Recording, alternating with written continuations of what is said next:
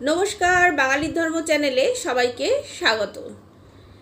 তুলসী গাছের সামনে ভুল করেও রাখতে নেই এই 4 ধরনের জিনিস, না হলে সংসারে আসতে পারে দুঃখ বা বিপত্তি। এবার জেনে নেওয়া যাক সেই 4 ধরনের জিনিস কি।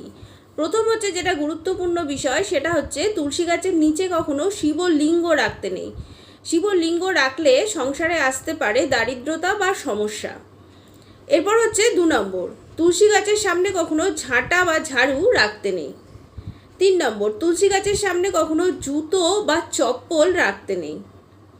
এবার হচ্ছে 4 নম্বর, তুলসী গাছ পবিত্র গাছ, তাই বাড়িতে তুলসী গাছ সবসময় ভালো জায়গায় রাখতে হয়। কখনো বাথরুমের পাশে তুলসী গাছ রাখতে নেই, বা বাথরুমের পাশে কখনো তুলসী মঞ্চ তৈরি করতে নেই।